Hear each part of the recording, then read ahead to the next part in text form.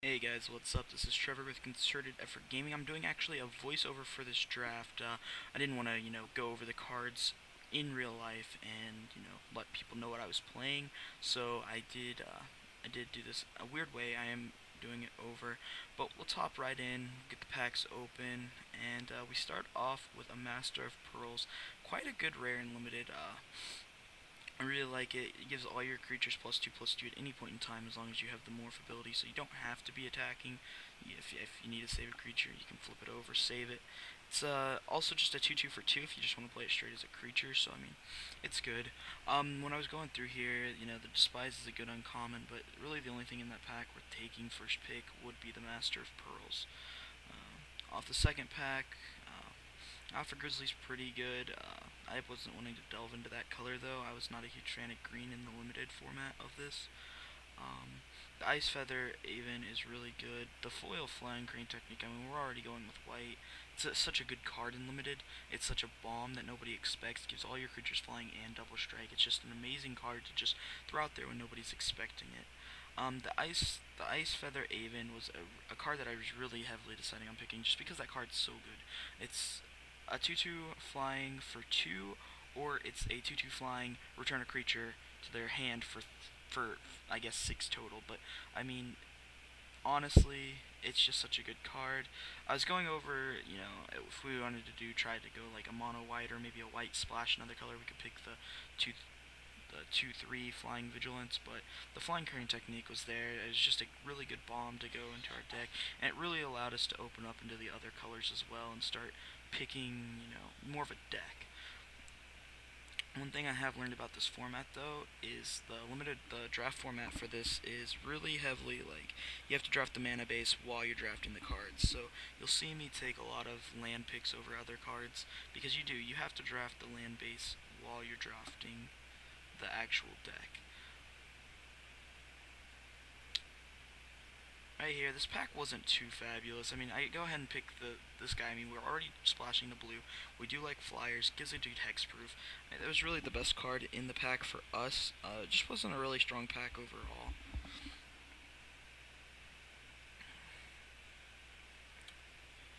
Here, I think I hate draft the hardened scales here just because like I know how good that card can be with Outlast. I believe I hate draft that here. Um,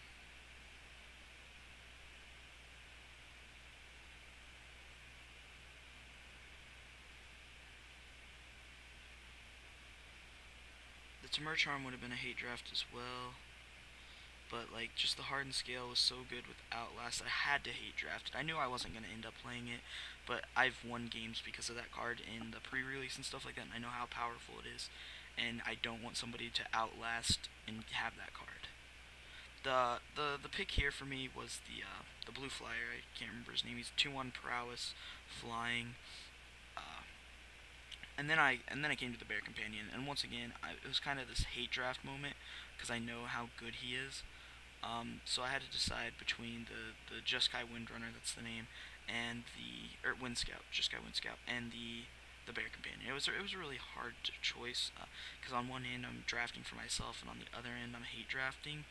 Um, I figured the Jeskai Wind Scout would get passed around to me. It's not a high-end card that you expect a lot of people to take. It's really good, but it's definitely not a card that you expect a lot of people to take. The Arc Lightning was such an easy pick there. I mean, it's 3 mana, pretty much control spell, especially when a bunch of early creatures in this format have 2 toughness and 1 toughness, and morph creatures have 2 toughness. So it was a really easy pick, and that really allowed me to know American was the right pick here. It's what let me know, American is the color I want to play here. I don't need to worry about getting any other colors, just American, and then hate draft anything that I just really don't want to have to deal with. This pack was really bad for me. It was just overall not a good pack, in my opinion. I believe I actually don't know what I take here. It's just a really bad pack. I don't think I even ended up playing the card that I took here. I think I might, yeah, I really don't remember what I picked here. I know that I didn't use it, whatever it was. Yeah, Treasure Cruise. Yeah, I didn't use the Treasure Cruise. What I was thinking about was hate drafting the green red land because I know that this is such a mana dependent format. So I wanted to hate draft the green red land, but I didn't. The cavalry was there because I'm white and red, so I thought maybe it would be a good card. Um, but again, it was just kind of like, I'm not really going for these early creature. I'm definitely going for more of a control Jeskai than a aggro Jeskai. So I took the Water Whirl. I did end up playing it, and it's a fabulous card. Won me so many games. Instant speed, put 2 creatures back into their hand. I definitely was like, okay, so out of this pack, there's nothing that I really want. Land base, we need to start figuring the land base out. Thought about taking him, but the land base is where we really do need to be. This pack was pretty easy. We're going for the control. Took the Bell Strike. It's such a good card in limited because either they're not going to hit their 6th land or they need to play something to get more board control rather than untapping their creature. And it taps it down. It's just a fabulous card, and it's honestly one of my top picks if you're drafting blue. Here I took the Silk Road Patrol, I believe. I'm actually no, I think I took the rare here just because I didn't want to see this combo go off, and I actually did stop somebody from building this combo. The person to the left of me was actually drafting Delve, and so I don't know why I didn't pick that up the first time around. I don't think he was playing Delve at that time, but I did stop him from doing that. Here I just took the Secret Plan just because I was like, there's so much morph here. These 2 cards really don't do anything. I probably should have taken the Erase just in case for board or for sideboarding options, but that black-red land that actually got passed to me last is going to actually become very important. So it was pretty cool to get a land as one of my last picks. I wasn't ready to see that. That was pretty cool. So like, I wanted to take it just because it's a good card in EDH, and people want to trade for it. But Take Up Arms is an insane card. I want it kind of down here with the names, so I don't know all the names, but I can't remember if I end up taking the Smite the Monstrous or the Take Up Arms. The Smite the Monstrous is a fabulous card in this format. Take Up Arms is an instant speed 3 dudes, and Smite the Monstrous instant speed short creature with toughness or power 4 greater. Power 4 greater. So that really removed threats, but I felt the Take Up Arms would be better in my kind of deck. I'm going for really control. Tokens are excellent blockers if I need to like prevent damage, but it's also 3 creatures that I can also attack with, so at the same time. Here, the obvious card was the Crackling Doom. I realized that the black land had already been passed to me, and I knew I could go into a 4th color splash if it was just for this one card, based off of how the lands work in this limited format. There's nothing else in the deck that any sort of meaning to me, so I was just like, I'm going to take the Crackling Doom and I'm going to splash black for it. It's an insane card. It won me so many of my games, probably 2/3 of my games, because it's just an amazing card. You deal 2 damage to them, and they sacrifice their creature with the greatest power. So it's just insane. They can't do any of that tricky 4/2 and not have the 4 be the. It's just an insane card because it's the greatest power. It gets rid of cards. So if you'd watched, the Jeskai Wind Scout actually didn't make it around to me, which was sad. Now, I was really going to take the Jeskai Wind Scout, but I got to the Sage of the Inward Eye, and the Sage of the Inward Eye with the deck that I was building so far is an insane card. It gives all my creatures lifelink whenever I cast a non-creature spell. Like, that's just it's unbelievably insane. Plus, the Flying Crane technique is a combo in itself. Give all your creatures flying, double strike, and if this card's out, lifelink as well. It's just an amazing combo, essentially. Not really a combo, but essentially, like, it's just a really good. The Jeskai Elder, I'm a little iffy about still. I have yet to take it. It's not a card that I really like seeing a lot. I believe I actually take the 3/2 unblockable over it, and we'll go back a couple, and we'll be able to see that. I like the 3/2 unblockable more, especially with the Flying Crane technique. I mean, if I can give it Flying Double Streak and Lifelink, and they have a blocker, I mean, they can't block. So it's a great card. Nobody really sees it coming. Nobody really drafts too much removal around my area when they're drafting, unless they're kind of forced to. So I knew it was going to be a good pick. Wouldn't get removed. honestly, out of the rest of the pack, the Jeskai Elder probably was the only thing that would really compare with it. But the Mystic of the Hidden Ways is just, it's a great card for what it is, and I took it.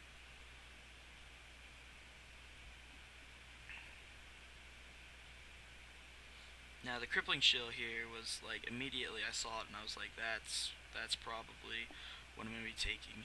I see the second Flying Crane technique, and me being bad, actually for a moment, almost decided to take it, and then I'm like, wait a minute, I already have one, I don't really need one. The Burn Away is an extremely good card in Limited, especially when you're going against those Delve decks.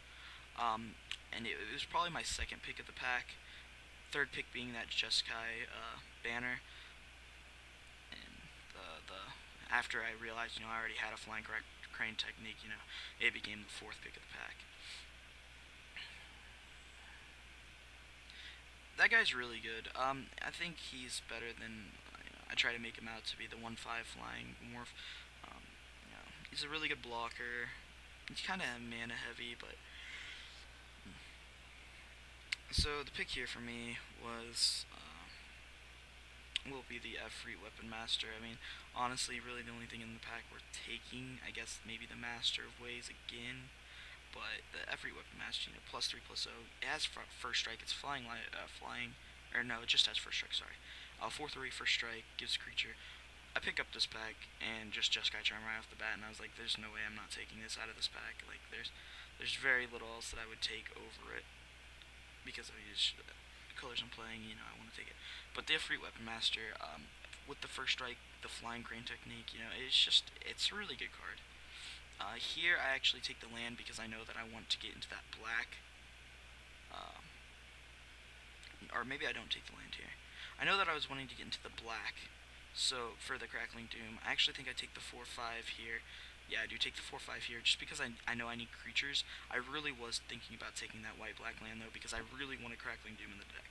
Crackling Doom's an insane card, and I knew that I really wanted it.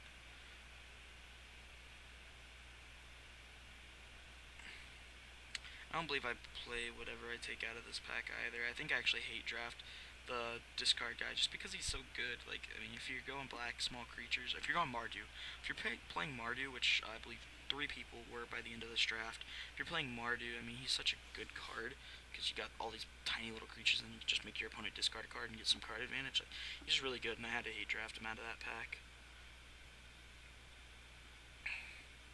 I think I take the Mardu banner here just because I know that I'm like wanting to splash black for that, for the Crackling Doom, and then like nothing else in the pack even kind of speaks to me.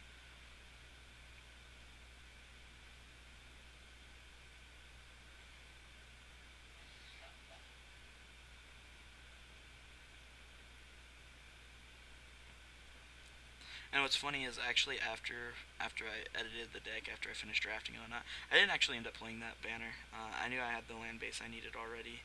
The Burn Away was obviously the pick here. No, the Bring Low was the pick here, because I was deciding between the Burn Away and the Bring Low, but I was like, I didn't know the guy to the left of me was playing. Did I take the Burn Away or the Bring Low? Maybe. I don't remember what I was thinking. I didn't know the guy was playing to the left of me was playing Dredge until not Dredge, Delve until the end of the draft. But I think I might have taken the Burn Away actually. I have to take a look at my deck list.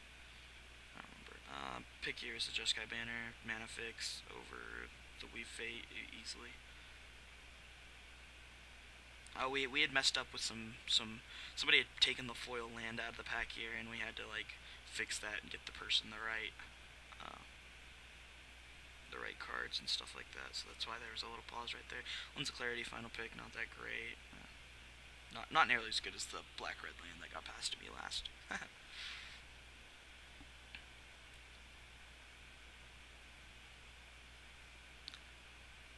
So we go into pack 3, and I'm kind of bummed because I didn't see a fetch land or any of the planeswalkers, so I'm kind of bummed. Overall, though, like the Bear Companion comes, and I was really wanting to hate draft it. The Master of the Way is such a good card. I don't remember what I took here either. I think I'd take the Kill Shot here, because Kill Shot is one of my top picks in this limited format. It's It's an insane card. You just destroy target attacking creature. Doesn't matter like anything else. It just has to be attacking. The Howl of the Horde, I'm really not a fan of. I know a lot of people are, but I really just don't like it. It's just not really my card type. I've never really been a fan of any of those types of cards. Like Duplicate, I think is one of them, or Replicate, or whatever. Just never a fan.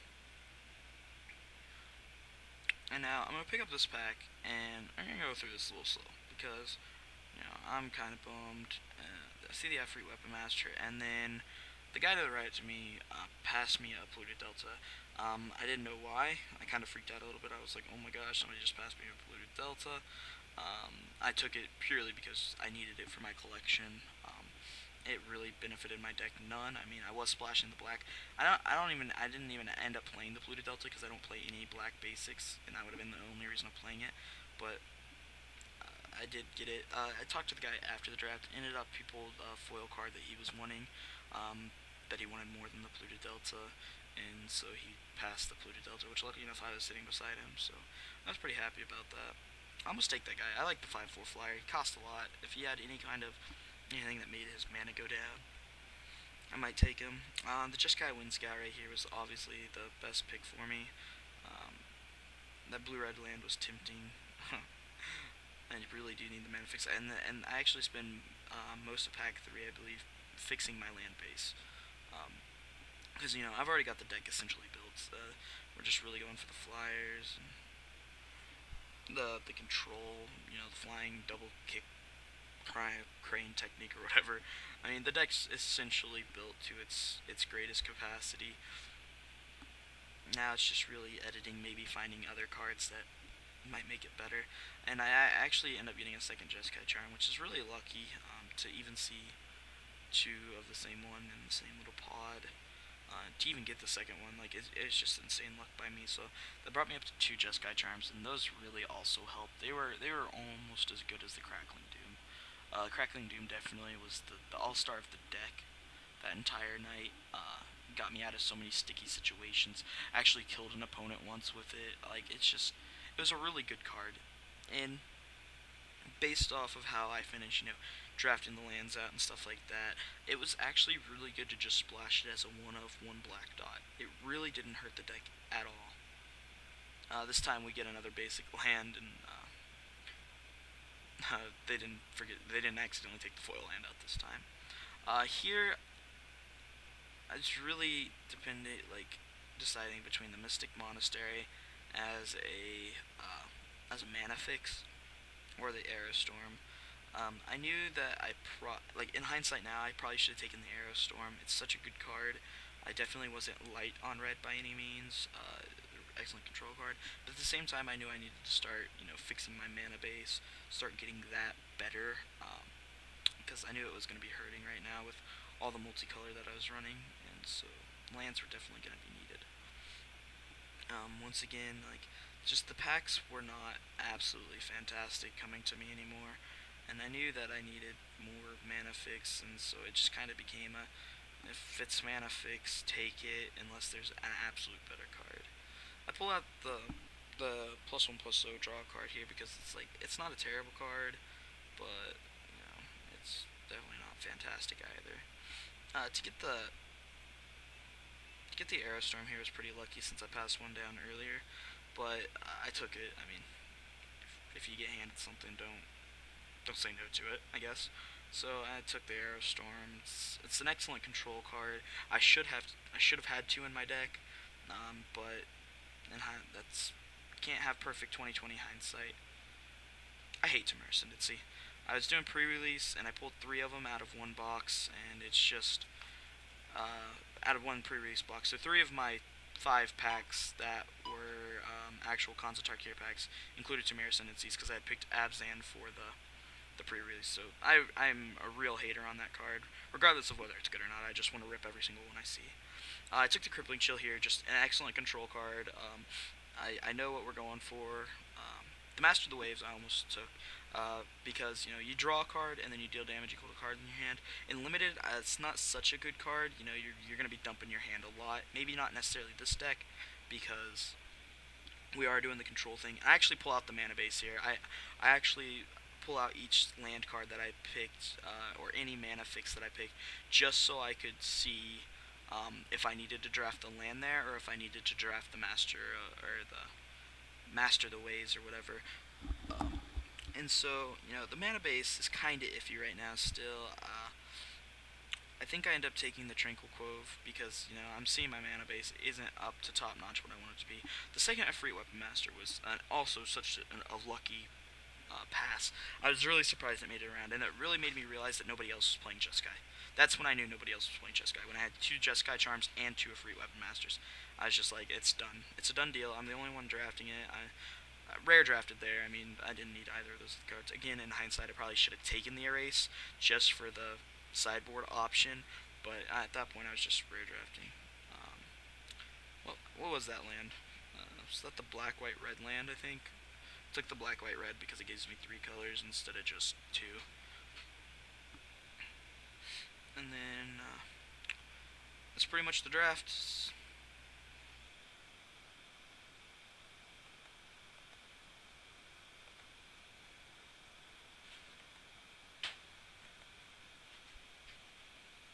Hey guys, what's up? This is Trevor with ConcertedEffort Gaming. I'm doing actually a voiceover for this